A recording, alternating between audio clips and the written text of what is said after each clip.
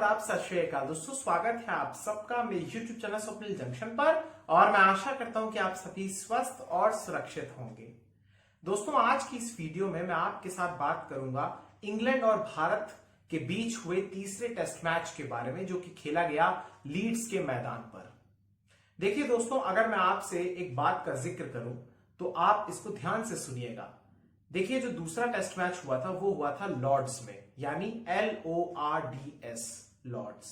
और ये जो तीसरा टेस्ट मैच हुआ ये खेला गया लीड्स में। लीड्स का हेडिंगले स्टेडियम था, लेकिन शहर का नाम लीड्स है, तो लीड्स को अगर आप देखें तो ये होगा LEEDS। यानी अगर आप स्पेलिंग को देखें तो 5 अक्षर दोनों में आते हैं, और सिर्फ फर्क यह है कि वहां पर LORDS होता है तो OR वहां पे आता है, और यहां पर LEEDS आता है, यानी डबल ई यहां पे आता है। अब ये एक आपके सामने मैं एक छोटी सी बात कहना चाह रहा हूं, लेकिन फर्क आपको दिख रहा होगा, ज्यादा नहीं है अगर हम नाम पे जाएं, लेकिन फर्क आ जाता है तब जब ग्राउंड की परिस्थितियां बदल जाती हैं, जब मैच का परिणाम बदल जाता है। दोस्तों, लॉर्ड्स का टेस्ट मैच आज से करीब 10 दिन पहले खेला गया था, या 2 सप्ताह आप मोटा माटी मान लीजिए। 2 सप्ताह पहले वो मैच खेला गया था और उसमें भारत ने आखिरी दिन, 5वें दिन भारत ने जीत दर्ज की थी। इंग्लैंड की टीम के सामने 271 का लक्ष्य रखा था और फिर उसके बाद इंग्लैंड की टीम को 60 ओवर से पहले ही समेट कर रख दिया था 120 के स्कोर पर। कोई भी इंग्लिश जो बैट्समैन था वो उस मैच में चल नहीं पाया था। लेकिन एक बात मैं आज कहना चाहूंगा दोस्तों, कि दुनिया में बहुत सारे अलग अलग गेम्स हैं, बहुत सारे अलग अलग स्पोर्ट्स हैं, लेकिन जो क्रिकेट है, क्रिकेट एक बेहद फनी गेम भी है और बेहद अनिश्चितताओं से भरा हुआ गेम भी है। क्रिकेट में अनसर्टेनिटी ऐसी है, या क्रिकेट में प्रिडिक्टेबिलिटी कोई नहीं कर सकता है कि कब क्या हो जाए। अब इसमें एक कैटलिस्ट की भूमिका अदा करते हैं इसके फॉर्मेट्स भी। देखिए, वैसे तो आप जानते हैं कि अगर टेनिस की बात करूं, या फिर टेबल टेनिस की बात करूं, या फिर बैडमिंटन की बात करूं, तो यहां पर आपको सिंगल्स भी दिखते हैं, यहां पर आपको डबल्स भी दिखते हैं, यहां पर आपको मिक्स डबल्स भी दिखते हैं। लेकिन क्रिकेट में थोड़ी सी एक परिवर्तन ये आ जाता है कि क्रिकेट अलग अलग फॉर्मेट में खेला जाता है, और ये फॉर्मेट्स आप जानते हैं, जिसमें T20 भी है, टेस्ट भी है, ODI भी है, और अब तो T10 भी है, और 100 बॉल क्रिकेट भी आ गया है। पता नहीं क्या क्या और आ भी सकता है। तो ऐसे में हर जैसे जैसे फॉर्मेट बदलता रहता है, वैसे वैसे क्रिकेट को खेलने का स्टाइल, रणनीति, टेक्निक, टेम्परामेंट, सब में परिवर्तन आता है। लिहाजा भारतीय टीम इस समय आप जानते हैं कि इंग्लैंड के दौरे पर है, और वहां पर 5 टेस्ट मैचों की श्रृंखला खेली जा रही है, और ये WTC की दूसरी साइकिल का ये पहली सीरीज है, इनॉग्रल सीरीज है, जो कि भारत और इंग्लैंड के बीच खेली जा रही है। तो यहां पर आप देखिए कि इसीलिए क्रिकेट में चूंकि अलग अलग फॉर्मेट्स होते हैं, इसलिए हम बात करते हैं कि कौन सी टीम T20 की बेस्ट टीम है, कौन सी टीम ODI की बेस्ट टीम है, और कौन सी टीम टेस्ट की बेस्ट टीम है। अब क्रिकेट में एक चीज ये है, अगर मैं टेस्ट मैच की बात करूं, क्योंकि आज की पूरी की पूरी वीडियो जो है ये डेडिकेटेड है तीसरे टेस्ट मैच को लेकर, जो कि हेडिंगले में खेला गया लीड्स में, जो कि चौथे दिन ही खत्म हो गया, यानी कल ही खत्म हो गया। ऑफिशियली इसको आज खत्म होना था, लेकिन ये कल ही खत्म हो गया, और उसके पहले ही सत्र में खत्म हो गया। उसके बारे में आगे मैं चर्चा करूंगा, लेकिन एक चीज आप ये जान लीजिए कि चूंकि टेस्ट मैच 5 दिन का होता है, और 5 दिन में हर दिन परिस्थितियां अलग अलग होती है, किसी दिन एक टीम डोमिनेट करती है, किसी दिन दूसरी टीम डोमिनेट करती है। और अब इस टेस्ट मैच में क्या हुआ, मैं उसकी तरफ आपको लेकर जाना चाहूंगा। देखिए, सबसे पहले दोस्तों, मैच की शुरुआत टॉस से होती है, किसी भी मैच की शुरुआत। तो यहां पर एक खुशखबरी आई, कि बहुत अच्छी खबर आई भारत की दृष्टि से, कि भारत के कप्तान विराट कोहली ने इंग्लैंड की सरजमी पर, इंग्लैंड की धरती पर लगातार 8 बार टेस्ट मैचों में टॉस गंवाने के बाद उन्होंने अपना ये पहला टॉस जीता लीड्स के मैदान पर, और सब में एक प्रकार से खुशी की लहर सी दौड़ गई थी, क्योंकि विराट कोहली टॉस जीत रहे थे। और विराट कोहली और टॉस का जो एक प्रकार से रिश्ता है या संबंध है, वो ऐसा है कि 36 का आंकड़ा है। विराट कोहली टॉस नहीं जीतते हैं। हालांकि टॉस अगर आप जीत गए तो ये भी कोई गारंटी नहीं है कि आप मैच भी जीत जाएंगे। हाँ, ये होता है कि आपके पास एक एज होता है कि आप निर्णय ले सकते हैं पिच को ध्यान में रखते हुए, और आप अपने मन मुताबिक जो भी आप सोचते हैं, जो भी आप पिच को एनालाइज करते हैं, वहां की कंडीशंस को देखते हुए आप ये निर्णय ले सकते हैं कि आपको पहले बैटिंग करनी है या फिर पहले बॉलिंग करनी है। तो ऐसे में विराट कोहली टॉस जीत जाते हैं, और विराट कोहली निर्णय लेते हैं कि वो, यानी भारतीय टीम, पहले बल्लेबाजी करेगी। और पहले बल्लेबाजी करते हुए भारतीय टीम एक बहुत बड़ा ब्लंडर करती है। भारतीय टीम, सबसे पहले मैं आपको इससे भी पहले आपको एक चीज बताना चाहूंगा, आगे पूरा स्कोर कार्ड आपको मैं बताऊंगा फर्स्ट इनिंग्स का, सेकंड इनिंग्स का, इंग्लैंड की फर्स्ट इनिंग्स का। लेकिन उससे पहले आपको कुछ प्रमुख बातें इस मैच की बताना चाहूंगा। देखिए, जब इस मैच की शुरुआत हुई तो इसमें इंग्लैंड की तरफ से 2 बदलाव किए गए। उसमें सबसे पहले डेविड मलान की वापसी हुई, और डेविड मलान जो कि बल्लेबाज है, T20 के स्पेशलिस्ट हैं, लेकिन कुछ वर्षों के बाद उनकी टेस्ट टीम में इनकी वापसी हुई है। जो बाहर गए वो थे डॉम सिबली, ओपनर थे इंग्लैंड के, और हसीब हमीद जिनको पिछले मैच में नीचे खिलाया गया था, मिडिल ऑर्डर में खिलाया गया था, उन्हें इस बार ओपनिंग कराई गई। इसके अलावा वहां पर वापसी हुई क्रेग ओवर्टन की, इन्हें खिलाया गया क्योंकि मार्क वुड चोटिल हो गए थे। हालांकि मार्क वुड अगले टेस्ट मैच के लिए अवेलेबल होंगे, ऐसा सुनने में आ रहा है, बट इस बार ओवर्टन को खिलाया गया।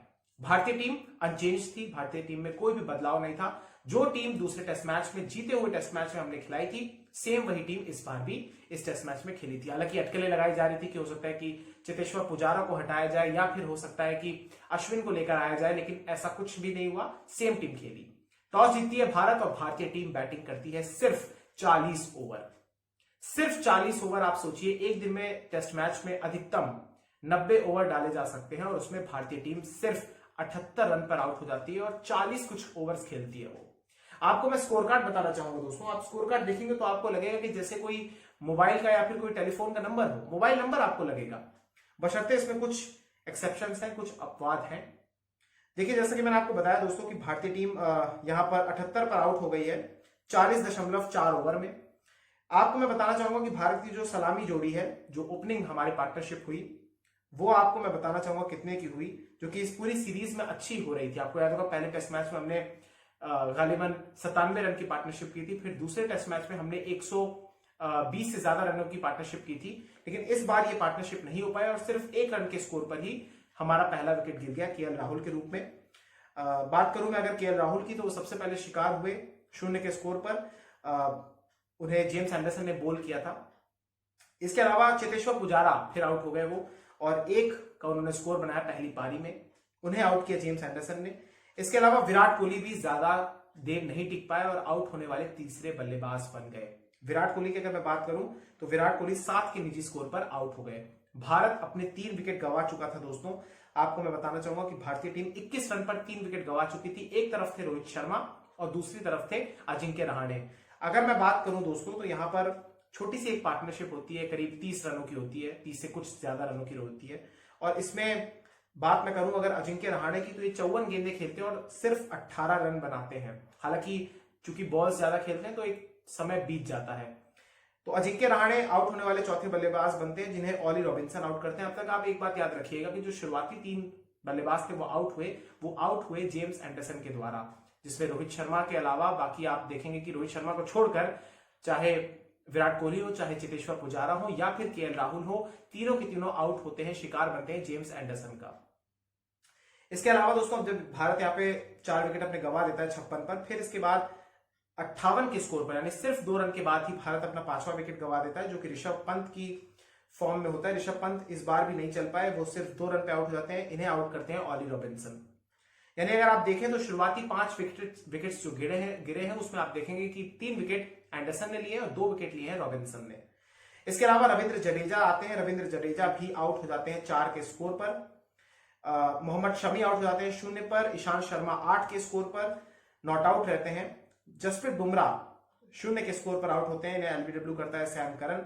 और मोहम्मद सिराज आउट होते हैं क्रेग ओवर्टन की बॉल पर 3 रन के निजी स्कोर पर।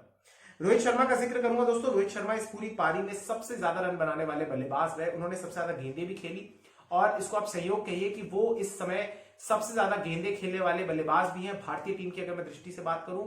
और सबसे ज्यादा भारतीय टीम की तरफ से रन बनाने वाले बल्लेबाज भी इस समय रोहित शर्मा ही है। और सही मायनों में अगर मैं बात करूं तो रोहित शर्मा एक ऐसे बल्लेबाज है जिन्होंने अपना सही टेम्परामेंट दिखाया है, जिन्होंने वो भूख दिखाई है, जिन्होंने वो कमिटमेंट दिखाई है कि हाँ, मैं अगर ग्राउंड पे उतरा हूं तो मैं रन्स बनाऊंगा और मैं अपने विकेट पर एक प्राइस टैग लगाऊंगा।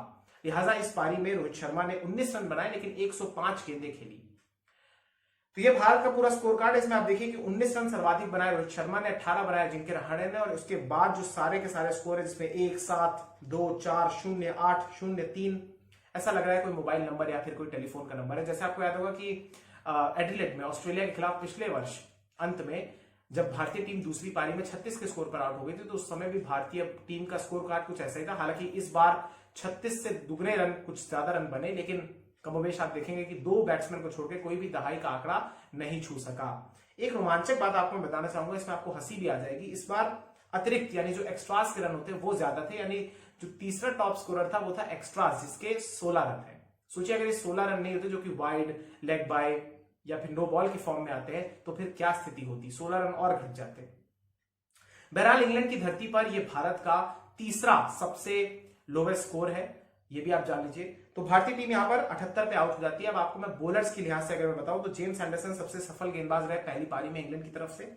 उन्होंने 3 विकेट लिए, ऑली रॉबिन्सन ने 2 विकेट लिए, एस करन यानी सैम करन ने 2 विकेट लिए, मोइन अली हालांकि विकेटलेस रहे, उन्होंने सिर्फ 2 ही ओवर डाले, ज्यादा उनका काम भी नहीं था, क्योंकि इंग्लैंड के जो पेसर्स हैं उन्होंने अपना सारा काम कर दिया था, भारतीय टीम को समेट दिया था। इसके अलावा क्रेग ओवर्टन ने 3 विकेट लिए, तो वो दूसरे सबसे सफल गेंदबाज रहे पहली पारी की अगर मैं दृष्टि से बात करूं, और काफी इकोनॉमिकल भी रहे और काफी ओवर्स इन्होंने डाले। लेकिन आप रन देखेंगे तो रन्स हैं ही नहीं। जो सबसे ज्यादा महंगे साबित हुए वो है सैम करन, उनकी भी जो इकोनॉमी है वो 2.7 की है, यानी 2 रन प्रति ओवर की है, सोचिए। इसके अलावा अब मैं आपको बताना चाहूंगा दोस्तों कि अब चूंकि ऐसा स्कोर बन गया, तो यहां पर इंग्लैंड के सामने बहुत बड़ी अपॉर्चुनिटी थी और इंग्लैंड ने इस चीज को अच्छे से भुनाया भी। डे 1 की समाप्ति के बाद इंग्लैंड की तरफ से दोनों जो उनके बल्लेबाज है, सलामी बल्लेबाज जिसमें हसीब हमीद और रॉरी बर्न्स थे, इन्होंने शानदार बल्लेबाजी की, 120 का स्कोर बनाया और एक भी विकेट नहीं खोया। भारतीय टीम बैकफुट पर आ चुकी थी। लेकिन अगले दिन जब दूसरे दिन की शुरुआत हुई, तो हम सबको ये उम्मीद थी कि शायद हो सकता है जो पहला घंटा है या फिर जो पहला सत्र है उसमें भारतीय टीम वापसी कर दे, लेकिन ऐसा नहीं हो पाया। बहरहाल हमने विकेट्स तो लिए, लेकिन तब तक बहुत देर हो चुकी थी। अगर मैं बात करूं इंग्लैंड की तरफ से, तो रॉरी बर्न्स ने 61 रन बनाए, जो हासिब हमीद है उन्होंने 68 रन बनाए। रॉरी बर्न्स को आउट किया सबसे पहले, उनका ही विकेट मिला था दोस्तों अगर मैं आपको बताना चाहूं, और ये विकेट गया था 135 पर, उन्हें आउट किया था, बोल्ड मारा था उन्होंने मोहम्मद शमी ने। इसके बाद हसीब हमीद का विकेट गिरता है कुछ ही समय के बाद 68 का उनके निजी स्कोर पर, जो कि कुल स्कोर इंग्लैंड का होता है 159 पे 2। इसके अलावा फिर एक बहुत बड़ी पार्टनरशिप होती है 100 से ज्यादा रनों की, जो कि होती है डेविड मलान के बीच और जो रूट के बीच। डेविड मलान जो कि इस मैच में वापसी कर रहे थे, उन्होंने 70 रन बनाए, उन्हें आउट करते हैं मोहम्मद सिराज। लेकिन कैप्टन जो रूट एक बार फिर से शतक लगाते हैं, उनका इस बार स्कोर हुआ 121 का, उन्हें बोल्ड किया काफी देर बाद, हालांकि उनको बोल्ड किया, लेकिन उन्हें बोल्ड किया जसप्रीत बुमराह ने, 121 रन उन्होंने बनाए, तीसरा ये लगातार शतक है दोस्तों। और जो रूट के बारे में यहाँ पर स्पेशल मेंशन में करना चाहूंगा, जो रूट इस समय इंग्लैंड की तरफ से सर्वाधिक, उनके इतिहास में सर्वाधिक, एक कैलेंडर ईयर में सर्वाधिक रन बनाने वाले बैट्समैन हो गए। 1398 रन के अभी तक हो चुके हैं। 2 टेस्ट मैचेस अभी और बचे हैं और इस वर्ष में कम से कम 2 टेस्ट मैचेस वो एशेज के भी खेलेंगे, यानी अभी उनके पास 4 टेस्ट मैचेस और हैं और वो अभी ऑलरेडी इंग्लैंड की तरफ से सबसे ज्यादा रन बना चुके हैं। हो सकता है कि जो एक साल, एक कैलेंडर ईयर में सबसे ज्यादा रन बनाने का रिकॉर्ड जो है पाकिस्तान के बल्लेबाज के नाम, उनका नाम मुझे याद नहीं आ रहा, लेकिन उनकी के नाम है, करीब 1700 रन है उनके, तो हो सकता है उस रिकॉर्ड को भी ये तोड़ दे, जिस फॉर्म में, जिस रेड हॉट फॉर्म में चल रहे हैं।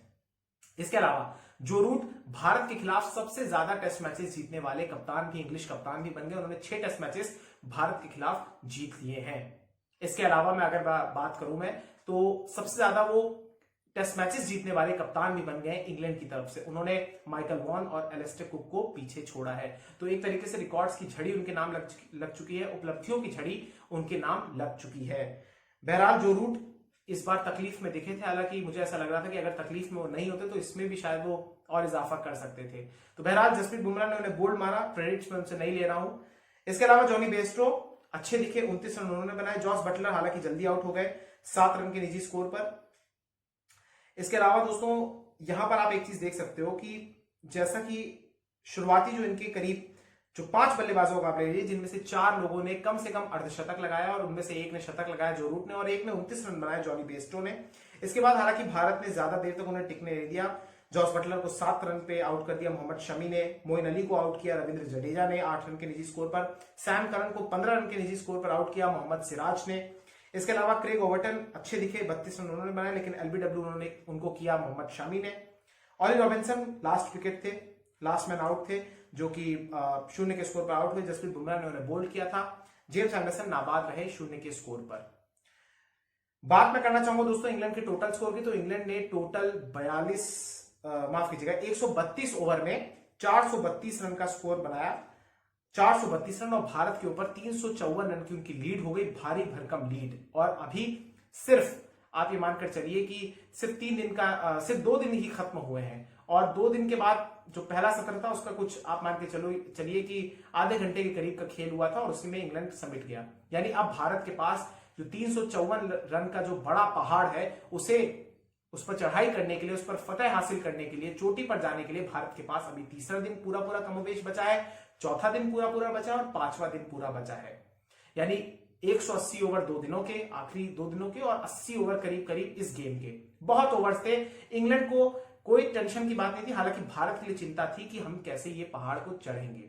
अब आपको गेम के अगले हिस्से में मैं आपको भारतीय बल्लेबाजी के साथ जोड़ूं जो कि निर्णायक साबित हुई, उससे पहले आपको मैं बॉलिंग कार्ड बताना चाहूंगा भारत का। उसमें आप देखेंगे कि ईशांत शर्मा विकेटलेस रहे और महंगे भी साबित हुए। उन्होंने इस मैच में 4 की औसत से इकोनॉमी से रन दिए उन्होंने।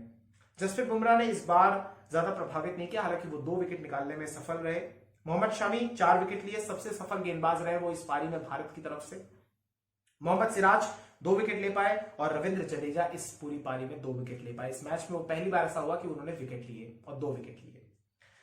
तो बहरहाल दोस्तों ये था 2 पारियों का खेल लेखा जोखा, और सिर्फ आप मान के चलिए कि 2 दिन में ही कमोबेश 2 दिन और कुछ समय तीसरे दिन का 2 पारियां दोनों टीमों की समाप्त हो गई। भारत पहली पारी में 78, पहली पारी में इंग्लैंड 432। अब बात करेंगे दोस्तों, यहां पर सबसे महत्वपूर्ण बात वो है इंडिया की तरफ से। और इंडिया की जब दूसरी पारी शुरू होती है तो हर कोई प्रार्थना कर रहा होता है कि भारतीय टीम आज के दिन तो कम से कम निकाले। और भारतीय टीम ने पहले 2 दिन शर्मनाक प्रदर्शन करने के बाद, बैकफुट पर आने के बाद भारतीय टीम ने तीसरे दिन चढ़कर खेला, डोमिनेट करते हुए खेला, सर्वाइव नहीं बल्कि इंग्लैंड को थ्रैश कर दिया। भारत की अगर मैं बात करूं तो शुरुआत बहुत ही ज्यादा सधी हुई और भारत की जो पहले विकेट के लिए पार्टनरशिप हुई वो 34 रनों की हुई। भारत ने इसके लिए करीब 18 ओवर्स खेले। लेकिन आपको मैं बताना चाहूंगा कि भारत की तरफ से जो ओपनर्स हमारे हैं, जिसमें केएल राहुल है, 8 रन उन्होंने बनाए, लेकिन 54 गेंद उन्होंने खेली। रोहित शर्मा उनका बखूबी साथ निभाते रहे, लेकिन लंच से पहले, कुछ समय पहले लंच से ही आउट हो गए। केएल राहुल 8 के निजी स्कोर पर। बड़ी पारी वो नहीं खेल पाए, हालांकि उन्होंने जो नई गेंद थी उसको पुराने करने का काम बखूबी किया। अब दूसरे सत्र में शुरुआत होती है, जो तीसरे दिन का दूसरा सत्र होता है पोस्ट लंच। उसमें चेतेश्वर पुजारा आते हैं। चेतेश्वर पुजारा पे आप जानते हैं सवाल लगातार उठ रहे हैं, क्योंकि उन्होंने इस दौरे में अभी तक कुछ खास नहीं किया था। सिर्फ एक 45 रन की इनिंग्स खेली थी, जो कि लॉर्ड्स के दूसरी पारी में, भारतीय पारी में उन्होंने खेली थी। लेकिन इस मैच में उन्होंने शानदार प्रदर्शन किया। इस सत्र में उन्होंने अच्छा प्रदर्शन किया। रोहित शर्मा का अच्छा साथ दिया। आक्रामक देखे वो, अपने पारंपरिक खेल से वो ज्यादा आक्रामक दिखे और रोहित शर्मा के साथ उन्होंने एक अच्छी पार्टनरशिप बिल्ड करी। हालांकि लंच के कुछ समय बाद ही, जब रोहित शर्मा अपना अर्धशतक बना चुके थे, उसके कुछ समय बाद ही वो आउट हो गए और रोहित शर्मा और केएल राहुल के बीच हालांकि 80 रन से ज्यादा की पार्टनरशिप हुई। 116 पे दूसरा विकेट गिरा, लेकिन रोहित शर्मा आउट हो गए। अपने 59 के स्कोर पर वो आउट हुए। बड़ा 100 उनका ड्यू था, लेकिन वो कर नहीं पाए। सबके लिए एक दुख की खबर था। लेकिन हालांकि रोहित शर्मा ने एक अच्छा टेम्परामेंट दिखाया और दिखा दिया कि उनका 100 नजदीक है और उनकी फॉर्म बहुत अच्छी है। बहरहाल इसके बाद कप्तान विराट कोहली आते हैं और विराट कोहली और चेतेश्वर पुजारा पर सारी की सारी टीम की उम्मीदें टिकी होती है, देश की उम्मीदें टिकी होती हैं कि हो सकता है कि अब ये दोनों कुछ करेंगे, यही कुछ कर सकते हैं। और वो दोनों उस दिन कम से कम तीसरे दिन यानी डिसअपॉइंट नहीं करते हैं। दोनों ऐसी बैटिंग करते हैं कि उसके बाद 116 के बाद भारत का कोई विकेट नहीं गिरता है और दोनों मिलकर करीब 100 रन यानी 99 रन जोड़ देते हैं। और तीसरे दिन का अंत होता है भारत का 215 पे 2 के साथ, जिसमें विराट कोहली 45 के स्कोर पर नाबाद होते हैं। और साथ ही साथ अगर मैं बात करूं चेतेश्वर की, तो चेतेश्वर 91 के स्कोर पर नाबाद होते हैं। तो डे 3 जब समाप्त होता है तो भारत के पास जो स्कोर होता है वो होता है 215 का, 2 विकेट सिर्फ गिरे हुए हैं। और इंग्लैंड के ऊपर जो लीड है, इंग्लैंड की जो हमारे ऊपर लीड है, जिसको भारत ट्रेल कर रहा है, वो है सिर्फ 139 रन की। अब चौथे दिन की शुरुआत होती है। तीसरा दिन पूरा का पूरा, तीनों सत्र भारत जीत जाता है। पहली बार इस मैच में भारत खुल के आया सामने और पहली बार कोई सत्र जीता, बल्कि पूरा का पूरा एक साथ दिन ही जीत गया। अब चौथे दिन की शुरुआत होती है। सबको दिखता है कि भाई पहले 139 रन बनाने, इसके बाद आपको बनाने हैं थोड़ा सा टारगेट आप और दीजिए ताकि लक्ष्य हम एटलीस्ट दे सके, क्योंकि इस मैच में इंडिया जीत तो नहीं सकता था, लेकिन हाँ इंडिया लड़ सकता था। और इंडिया डे 3 तक लड़ा और अच्छा लड़ा। लेकिन डे 4 में जो कुछ हुआ और सिर्फ पहले सत्र में जो कुछ हुआ, उसने सबकी आंखों में पानी ला दिया और सबके एक प्रकार से शर्म से सबका सर डूब गया। क्योंकि इंडिया जो इतने स्ट्रॉन्ग पोजीशन पर था, 215 पे 2 था, वो आखिरी दिन पहले ही कुछ घंटों में, पहले ही सत्र में, लंच से पहले आउट हो जाता है। 215 पे 2 से सीधा हम 278 पे अपने 10 के 10 विकेट खो देते हैं, यानी अगले जो 8 विकेट गिरते हैं वो सिर्फ 63 रन के स्कोर पर गिरते हैं। अब आपको कुछ उस स्कोर कार्ड की बानगी बताना चाहूंगा दोस्तों। देखिए, चेतेश्वर पुजारा जो ओवरनाइट स्कोर में अपना कोई भी रन नहीं जोड़ पाते हैं, वो आउट हो जाते हैं 91 के स्कोर पर। ऑली रॉबिन्सन उन्हें आउट करते हैं। इससे पहले आपको बताना चाहूंगा, रोहित शर्मा को आउट करते हैं एलबीडब्ल्यू ऑली रॉबिन्सन ही, और केएल राहुल को आउट करते हैं क्रेग ओवर्टन। अब विराट कोहली की बारी। विराट कोहली का बखूबी साथ निभाते हैं, वो अपने स्कोर में रन जोड़ते हैं, 10 रन जोड़ते हैं और 55 के स्कोर पर। हालांकि इस बार वो हाफ सेंचुरी मार देते हैं। इस पूरी श्रृंखला की ये उनकी पहली हाफ सेंचुरी है, लेकिन वो भी ज्यादा लंबी पारी नहीं खेल पाते हैं। अच्छे शॉट्स लगाए उन्होंने, लेकिन नहीं टिक पाते हैं। 55 के स्कोर पर आउट हो जाते हैं। ऑली रॉबिन्सन उन्हें आउट कराते हैं, कैच करते हैं कप्तान जो रूट ही। इसके अलावा रहाणे जो उनके साथ आते हैं, रहाणे भी ज्यादा साथ नहीं निभा पाते, सिर्फ 10 के स्कोर पर आउट हो जाते हैं। उन्हें आउट करते हैं जेम्स एंडरसन। ऋषभ पंत कुछ नहीं कर पाए, आते ही उन्होंने आगे बढ़ के शॉट खेलना शुरू कर दिया। आक्रामक दिख रहे थे, लेकिन उसमें बहुत बड़ी गलती कर बैठे कि बाहर की गेंद को छू लिए और फिर 1 रन के निजी स्कोर पर आउट हो गए। विराट कोहली भी बाहर की गेंद को ही छू के आउट हुए। पुजारा, हालांकि जिस तरीके से आपने देखा होगा पुजारा, क्योंकि वो अपनी बॉल, अपने पैड से बॉल को डाइवर्ट कर देते हैं, इस बार वो करने के चक्कर में एलबीडब्ल्यू हो गए, गलत लाइन को पड़ गए। रहाणे कैच हो गए जॉस बटलर के हाथों। रविंद्र जडेजा ने हालांकि अच्छी पारी खेली, उन्होंने 30 रन का एक छोटा सा कैमियो खेला जिसने भारत को 250 के पार पहुंचाया, और इन्हें आउट करते हैं Craig Overton. Mohammed Shami 6 run के स्कोर पर, ईशांत शर्मा 2 रन के स्कोर पर, और जसप्रीत बुमराह 1 रन के स्कोर पर, और मोहम्मद सिराज 0 के स्कोर पर आउट हो जाते हैं। टेल से आप क्या उम्मीद करेंगे? इस पूरे में आप देखेंगे कि भारत का तीसरा विकेट गिरता है। दूसरा विकेट कल गिरा था 215 पर, इसके बाद तीसरा विकेट 215 पे गिरता है, फिर 237 पे चौथा, 239 पे पांचवा, 239 पे ही छठा, 254 पे सातवां, 257 पे आठवां, 278 पे नौवां, और 10वां भी विकेट गिरता है 278 पे, यानी अगले 8 विकेट इनके 63 रन पे गिर जाते हैं। बात करूं इंग्लैंड की बॉलिंग की, तो इंग्लैंड की तरफ से सबसे सफल गेंदबाज रहे ऑली रॉबिन्सन। ऑली रॉबिन्सन ने 5 विकेट लिए। जिमी एंडरसन इस मैच में, हालांकि इस पारी में नहीं सफल हो पाए, एक ही विकेट उन्होंने निकाला। क्रेग ओवर्टन दूसरी सबसे सफल गेंदबाज रहे, पहली पारी में भी वो थे, इन्होंने इस बार भी 3 विकेट चटकाए। सैम करन और जो रूट को एक भी विकेट नहीं मिला है, हालांकि मोइन अली को 1 विकेट मिला, जो कि उन्होंने मोहम्मद शमी को एक बेहतरीन डिलीवरी पर बोल्ड कर दिया था।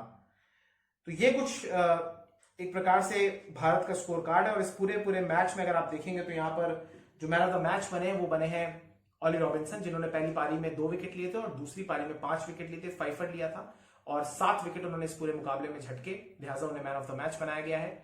अब यहां से अगला जो हमारा कारवां है वो मूव करेगा ओवल में, जो कि लंदन में है, इंग्लैंड की राजधानी है।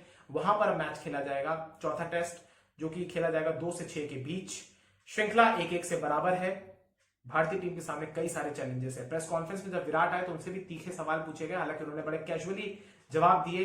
एक जवाब में उन्होंने ये भी कह दिया कि भाई अब मुझसे पूछा गया है क्रिकेट को लेकर अंतिम सवाल जो था, तो काफी कैजुअल वो दिखे, काफी रिलैक्स वो दिखे। एक चीज मुझे उनकी पसंद आई कि वो टीम को अपने सपोर्ट कर रहे थे, दैट वाज गुड, बट वो एक चीज पर ज्यादा ध्यान दे रहे थे कि हम सीरीज के बाद एनालाइज करेंगे। मेरा ऐसा मानना है कि जिस प्रकार से इंग्लैंड की टीम ने अपने जो उनको 9 दिन का ब्रेक मिला, उसमें उन्होंने अच्छे से एनालाइज किया, उन्होंने होमवर्क किया, भारत के प्रत्येक बल्लेबाज की कमजोरी पर ध्यान दिया, उस पर अटैक किया। उसी तरीके से इंडिया को भी अटैक करना चाहिए। हो सकता है बोलना नहीं चाह रहे हो, अंदरूनी तरीके से वो प्लान कर भी रहे हो, अच्छी बात है, पर इंडिया को मेरा ऐसा मानना है कि जल्दी स्टेप्स लेने चाहिए। हालांकि प्रेस कॉन्फ्रेंस में उन्होंने एक चीज साफ कर दी कि वो जिस फॉर्मूले से टीम इंडिया खेल रही है, यानी 5 गेंदबाज हमारे स्पेशलिस्ट होंगे और 6 बल्लेबाज होंगे, जिसमें 1 विकेट कीपर होगा, तो उसी फॉर्मूले पर वो जाएंगे। यानी आपको अगले मैच में भी कोई फॉर्मूले में बदलाव नहीं दिखेगा। हालांकि ये हो सकता है कि किसी बॉलर की छुट्टी हो जाए, क्योंकि वहां पर लोड मैनेजमेंट की भी बात उन्होंने कही, और लंबी श्रृंखला है, बड़ी श्रृंखला है, हो सकता है आपको दिखे कि ईशांत शर्मा शायद बाहर हो जाए। हालांकि मैं पर्सनली जो सोचता हूं कि चौथे मैच की जो टीम होनी चाहिए उसमें एक बैट्समैन की वापसी या उसका एड ऑन होना चाहिए, चाहे आप सूर्य कुमार को खिलाइए, चाहे फिर आप मयंक अग्रवाल को उसमें जोड़िए, क्योंकि अगर आप अपने बल्लेबाजी को लंबे करेंगे, क्योंकि आपकी सबसे बड़ी समस्या बल्लेबाजी है, और इंग्लैंड की जैसी कंडीशंस है, वहां पर आपको एक एक्स्ट्रा बल्लेबाज चाहिए। हालांकि विराट ये बात कह रहे हैं कि हमें अगर 1 से लेकर 6 तक के बल्लेबाज कुछ नहीं कर पाए तो फिर 7वां भी क्या कर लेगा। मेरा ऐसा मानना है कि टेस्ट मैचों में हो सकता है कि एक बल्लेबाज प्रभाव डाल दे, क्योंकि इसमें ओवर्स की कोई लिमिट नहीं होती। बहरहाल सामने वाली टीम पर भी ये मनोवैज्ञानिक दबाव रहता है कि भाई इस टीम के पास अब ये है, अब ये है, अब ये है, अब ये है, इसको आउट कर दिया तो फिर ये आ जाएगा, इसको आउट कर दिया तो ये आ जाएगा, तो ऐसे में एक मनोवैज्ञानिक दबाव बनता है। हालांकि ये सारी बातें कहने की हैं, विराट कोहली अपनी उस आक्रामक रणनीति के साथ ही जाएंगे जिसमें वो 6 बल्लेबाजों के साथ उतरेंगे, जिसमें 1 विकेट कीपर होगा और 5 स्पेशलिस्ट होंगे। हालांकि मेरा ऐसा मानना है कि ईशांत शर्मा को रेस्ट देना चाहिए। ईशांत शर्मा की जगह आपको उमेश यादव को खिलाना चाहिए। हालांकि हो सकता है कि ये शार्दुल ठाकुर की तरफ जाए, लेकिन मेरा मानना है उमेश यादव को खिलाना चाहिए। प्लस रविंद्र जडेजा चूंकि बैटिंग अच्छी कर रहे हैं, लेकिन मेरा ऐसा मानना है कि अगले 2 टेस्ट मैचेस के लिए हमें अश्विन को भी इनको मौका देना चाहिए, क्योंकि अश्विन ने वहां पर काउंटी भी खेला और अश्विन एक सीनियर स्पिनर है और स्पेशलिस्ट है, ऑफ स्पिनर है, सब कुछ वो कर लेते हैं और एक बेहतर गेंदबाज है और रन्स भी वो बना सकते हैं बैट से। तो मेरा ऐसा मानना है जडेजा जो कि इस बार इस सीरीज में ज्यादा प्रभाव अभी तक नहीं डाल सके अपनी गेंदबाजी से, तो लिहाजा अश्विन की वापसी होनी चाहिए। बाकी मुझे लगता है कि चूंकि ढर्रा वही होगा कि ना चेतेश्वर पुजारा की छुट्टी होगी ना ही रहाणे की होगी, क्योंकि चेतेश्वर पुजारा ने अपनी आखिरी इनिंग्स में जो अभी खेला कल उन्होंने 91 रन, उससे ये प्रूव कर दिया कि भाई हाँ उनकी क्लास है और वो रन बना सकते हैं। क्रूशियल मोमेंट्स पे ही सही, चाहे उनकी जान लटकी हुई थी, तलवार उनकी गन पॉइंट पे उन्होंने रन बनाए, लेकिन बना दिए। बहरहाल अब उम्मीद यही है कि ऋषभ पंत जैसे जो युवा इस टीम में है वो भी बड़ी पारी खेले। विराट कोहली से उम्मीदें हैं, 63 पारियां हो चुकी हैं उनकी, उन्होंने शतक नहीं लगाया है। इस बार उम्मीद हो रही थी कि शायद विराट कोहली शतक लगा दे, लेकिन वो हो नहीं पाया। लेकिन अब अगले टेस्ट मैचेस के लिए हमें ये सोचना होगा 2 के लिए कि हम कैसे रणनीति बनाएं, और जो रूट को आउट करना बहुत जरूरी है। क्योंकि आपने एक चीज नोटिस की होगी, अगर भारतीय टीम ऑस्ट्रेलिया जाती है तो भारतीय टीम से स्टीव स्मिथ और मार्नस लबुशेन आउट नहीं होते। भारतीय टीम अगर न्यूजीलैंड जाती है तो वहां पर केन विलियमसन आउट नहीं होते। एक जमाने में जब भारतीय टीम साउथ अफ्रीका जाती थी, दक्षिण अफ्रीका, तो वहां पर एबी डिविलियर्स आउट नहीं होते थे, वहां पर आउट नहीं होते थे, जैक कालिस आउट नहीं होते थे। और अब इंग्लैंड जाती तो यहाँ पर जो रूट आउट नहीं होते, इससे पहले आपको याद होगा एलिस्टर कुक आउट नहीं होते थे। तो भारतीय टीम की समस्या ये रही है कि एक बल्लेबाज जो है, जो सुपर बल्लेबाज है, सुप्रीम बल्लेबाज है, वो इनसे आउट नहीं हो रहा है। हालांकि इस श्रृंखला में भारत ने एक चीज तो साबित की है कि भारत कम से कम अभी तक जो टेल की समस्या थी कि टेल को निपटा नहीं पा रहा था, टेल को अच्छे से निपटा रहा है। तो मेरा ऐसा मानना है कि 4 गेंदबाज would be enough for team India to play in the next test match at the Oval, but we have to focus on our batting which was earlier our strength and now it's our weakness। तो team India को ये सोचना होगा कि कैसे इस पूरी issue को एड्रेस किया जाए। और एक जाते जाते बात, उम्मीद यही करते हैं कि भारतीय टीम जीतेगी, अगला टेस्ट मैच वापसी करेगी, श्रृंखला को जीतेगी।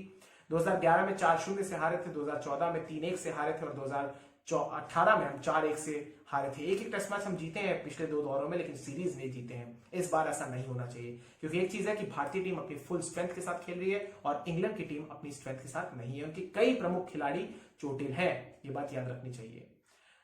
उम्मीद यही है कि अब अगर भारतीय टीम को अपना रुतबा कायम करना है, अगर 60, 70, 80 के दशक की वेस्टइंडीज की टीम बनना है या फिर 90 और 2000 के दशक की ऑस्ट्रेलियन टीम बनना है, तो भारतीय टीम को विदेशों में सीरीज जीतनी होगी। जैसा हमने ऑस्ट्रेलिया में किया, इंग्लैंड में करना मुश्किल होगा, लेकिन असंभव नहीं होगा।